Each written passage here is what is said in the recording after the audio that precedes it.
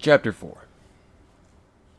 Laura walked into the bar, welcomed by the familiar stench of booze and unwashed bodies. A pair of hobs near the entrance hooted at her in gobbledygook. She was far from fluent in the language, but she understood enough to flash them the middle finger. The goblins toasted her response. She ignored them and marched up to the counter. The satyr was working today. She never bothered learning his name. It was pointless. Buckheads always had long and unpronounceable names, so even if you did ask them, they would spit out a string of unfamiliar sounds a mile long. Then you'd say, "What?" And if you were lucky, they'd give you something roughly Anglican that didn't sound like a name at all. Usually they would just repeat their goat monkey nonsense and you'd have to smile and nod. Luckily, customer service on this side was just as saccharine and fake as it was back home, so she quickly ordered a gin and took it to a table in the corner. She scanned the room for the person she was here to meet. There were the hobgoblins who had dissed her, a pair of humans, and a solitary troll, but no sign of the vamp. She sipped her drink quietly and waited. Didn't take long for Charlie to show up. He sauntered through the door with a poorly rolled cigar clenched between his teeth like some asshole from a noir movie. He spotted her and strode over. "You made it," he said, taking a seat across the table. He did this thing where he'd poke one of his fangs through the cigar to hold it in place, so when he spoke, the thing bounced up and down against his lips like a flailing dick. She took another sip of her drink and peered over the glass at the greasy man. To her delight, his eyes darted away uncomfortably. He reached into his jacket and pulled out a folded piece of paper, casting it across the table and onto her lap. She picked it up and set it down in front of her. "Knows the deets," he said. "Took the liberty condensing all the highlights. I know how you hate reading." She had no opinion of reading whatsoever, and couldn't think of an instance where she might have given him any impression otherwise. "What's the story?" Charlie sat back in his chair and took a drag from his cigar. "Looks like we got a crossover on hands. Some carny found C-17 and went hunting for beef on the other side." "And how do they know it wasn't a native?" Charlie shrugged. "Forensics, I guess. Carnies cut different than poachers, you know." She bet he just made that up on the spot. "Plus," he went on, "last night he struck again. Jag this time. A couple of old folks hacked to pieces in their living room." "And?" "That same night, the pixies found a native wander in the woods. Apparently he was attacked by something, dragged through the gateway. They fixed him up, but he ran off. Tanner was there. Saw the kid run back through the portal." "Did they catch him?" "Tanner doesn't have clearance. We'll be heading out later to do some patrols."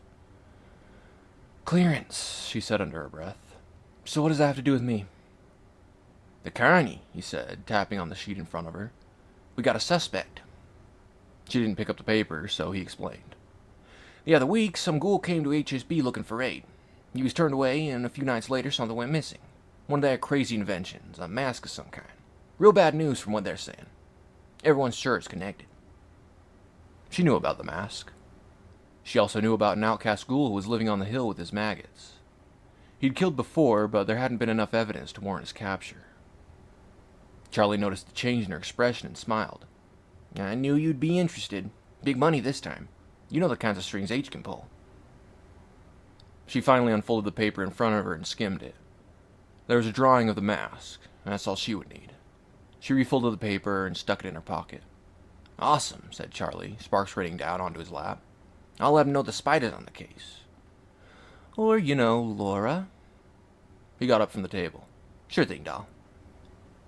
If they'd been somewhere more private, she'd have cracked this walking cliché in the nose for that. Maybe take that stupid cancer stick and shove it down his throat cherry first for good measure.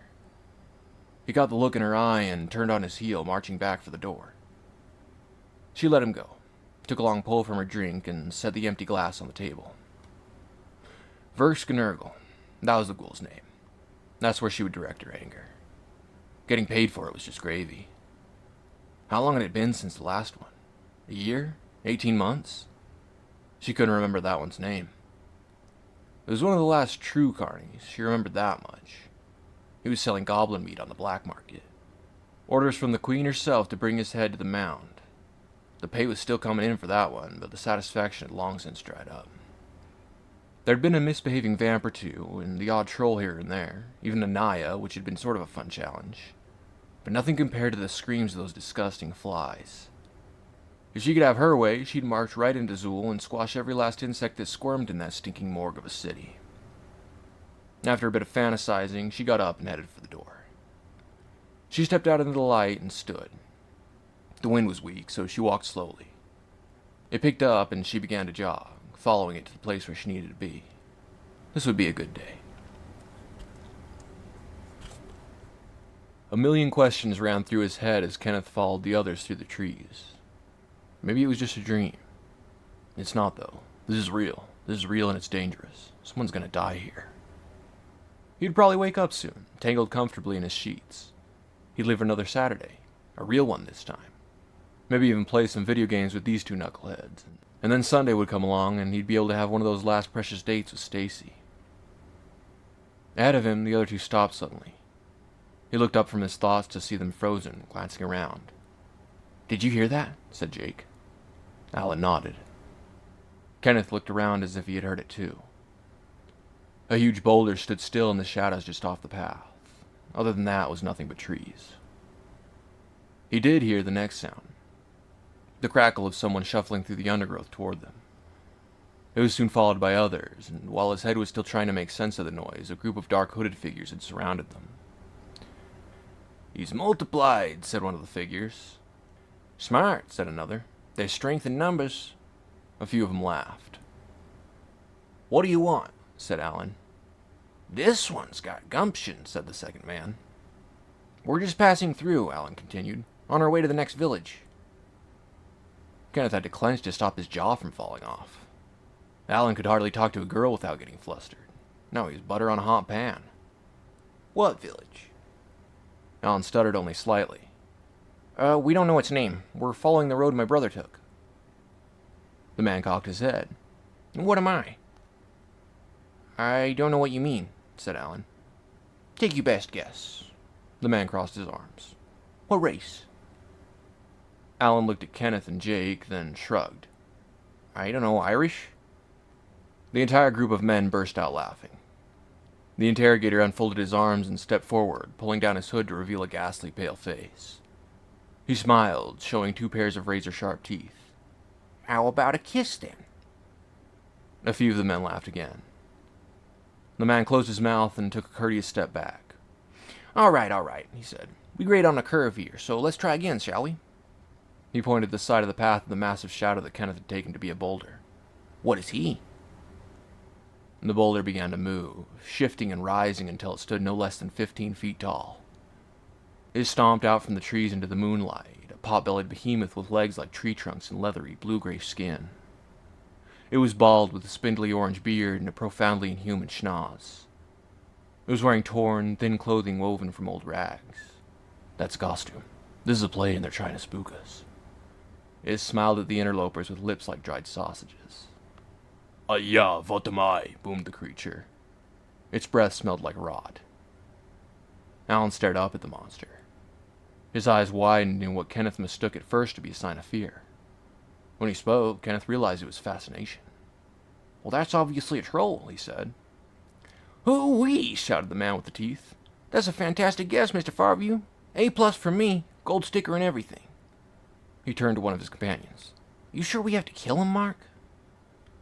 Mark, who had so far remained silent, sighed and crossed his arms as if weighing his options. "You know what, Charlie?" he said. "I reckon we can make an exception." He turned his head and whistled sharply. "Tanner!" The trees nearby rustled, and a large dog emerged. Not a dog, but a jet black wolf. It looked almost friendly, panting in that familiar smiling way, but Kenneth had the nastiest feeling looking at it. A weird queasiness rose up through his tightening throat. It was like staring into the jaws of doom. Time seemed to slow, and Jake was off in a heartbeat just like before. Kenneth could have had time to yell stop if only his mouth would cooperate, but it wouldn't, and he couldn't. The freakish dog was hardly 3 feet out of the trees, and where Jake had stood was an idiot-shaped puff of smoke. Both groups began moving in a sea of chaos. Finally, too late, Kenneth's throat relaxed and his legs sprung into action. "Jake, fucking stop!" But Jake didn't stop. No, that would have broken the laws of nature. He sprinted away even faster than he had run from the officer. Kenneth felt a surge of fiery hatred rising up to replace the fear. He would give that shithead a reason to run. He was not in nearly as much shape as the tree-climbing monkey that Jake was, but damned if he didn't at least try to kick his ass. It soon became clear that their host would be having none of that, though. The sound of galloping paws caught up to him. He felt the wolf's claws dig into his back, and the smell of dirt and blood crashed into his nose before he even felt his body hit the ground. He heard the weirdest sound of a man hooting in mad delight before his mind was overrun by the violent buzz of tinnitus. He felt something wet and warm against his shoulder becoming white and hot. Rows of sharp, saliva-drenched blades burrowed into his bicep. Kenneth couldn't scream. The beast bore down all of its weight upon his back, squeezing the air from his lungs and whipping its neck back and forth, dragging those hot needles through his flesh, unleashing fresh waves of agony with each movement. He tried to scream, tried to breathe, but couldn't. He tried to grab hold of the idea that this was definitely a dream. You can't scream in a dream. You can't scream without air in your lungs either. This is going down. You're fucked. The pain was quickly replaced by surges of serotonin and endorphins. A sweet and merciful delirium allowed him some respite from the burn of the dirt-filled wound.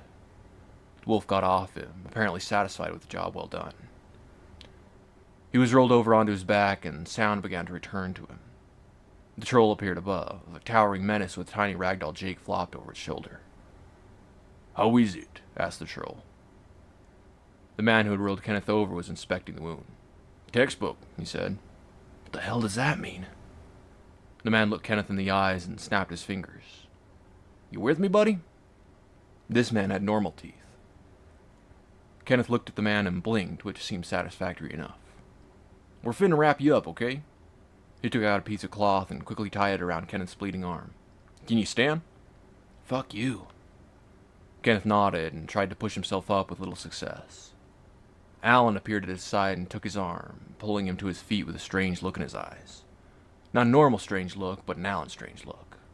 It said, "Holy shit, this is crazy, are you alright?" Kenneth believed. It could have just as easily been, "Holy shit, this is awesome, you can lean on me if you need to." Kenneth found it difficult to keep his head from fogging up, so he did lean on Alan. The troll dropped the subdued Jake onto the ground. Jake stumbled, but caught his footing, looking like a cat had just been swung around by its tail. Kenneth imagined the troll swinging Jake around by his legs and felt an uncomfortable mix of horror and satisfaction. And the troll let out a tired, groaning, "Too old for this shit" noise and stood before them. "Okay," it said. "We go to my home. No run, no fight, no talk, no breathe. You got it?" The creature's accent was a little hard to follow, but Kenneth understood. He nodded with the other two. The monster looked at them with deadly serious eyes. "Or you are not gonna see the sun tomorrow." They got it, and all three of them nodded emphatically. They formed a line, Kenneth in the middle, propped up by Alan on his left and Jake walking on the right. They followed the troll silently down the trail through the woods. Verks fondled the device. It wasn't unlike the box he'd seen in the old couple's home, flat and black with one side taken up by a large screen that could produce images. When he pushed the button on the side, the screen would light up with symbols, seemingly numbers and letters showing the date and time. After some fiddling, he'd finally figured out that brushing his finger across the surface replaced the number-filled screen with a grid of pictographs. Touching one of these images would make the screen change again. Each of these different screens was filled with gibberings in the blocky script used by humans, but accompanying the indecipherable text was usually a handful of simpler pictographs, which made navigating the device fairly easy.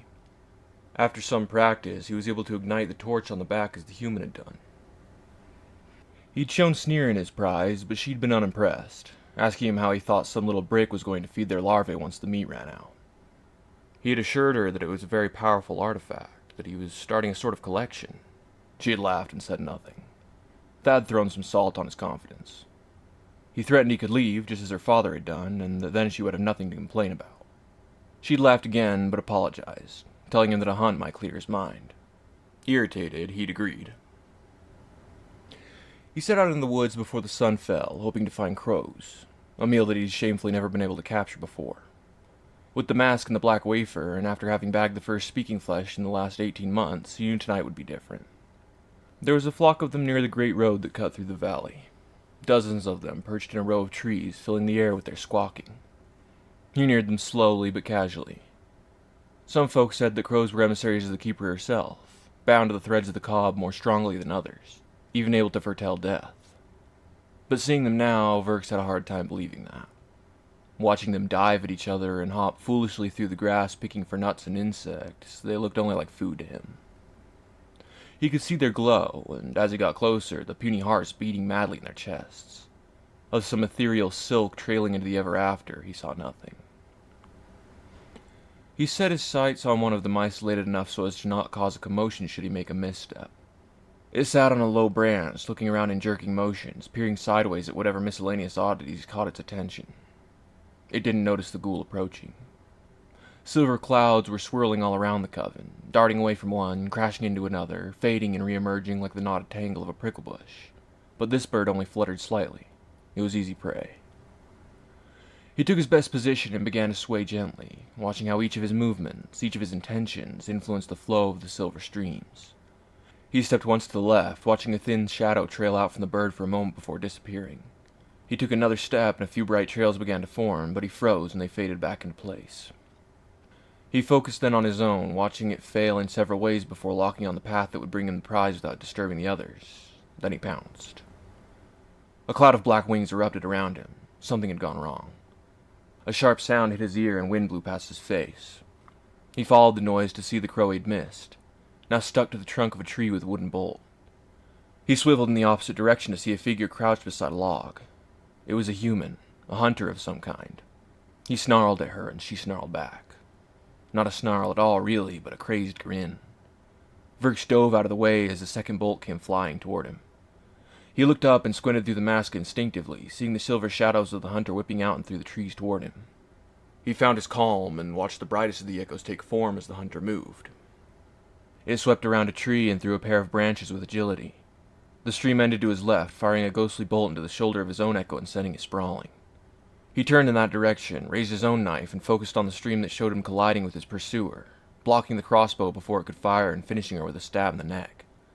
He smiled behind his mask. Soon his pile of Jacques Ziegel would be 3 head tall. But just as surely as the stream had formed, it vanished. The hunter appeared before him suddenly as if out of thin air, her echoes reduced to jittering bolts of nonsense wreathing her body like the wings of a dark angel. She swung at him with her knife, but he dodged. She lunged at him, and 1,000 rapid thoughts flashed through the ghoul's mind. He fumbled for the little box in his pocket and hit the button on the side, blinding the hunter as the other human had done to him. She cursed and raised a hand to shield her eyes, giving Verks enough time to scramble to his feet and run away. He didn't look back, focusing entirely on the quickest path out of the woods. He could hear her shouting something venomous at him from behind, quickly closing the gap between them. After an indeterminate amount of time, he broke through the trees into a field of tall grass. 100 frantic streamers poured out of his body, branching and weaving like the threads of the cob itself, testing the paths before him. But from behind each would appear another, second stream, pouncing on them, downing them with crossbow fire and felling them with knives. The streamers would fade into dark oozy patches as the hunter's own finished them off, but other streamers would avoid that fate, veering off unpredictably and surprising her. After running several meters, many of the echoes that remained were far longer than those in the tangled mess behind. He brought bones to the longest ones, the ones who left the trails of the hunter standing in the grass looking stupid. Eventually, the hunter's echoes disappeared entirely, and he was once again galloping freely along a single shimmering trail toward home.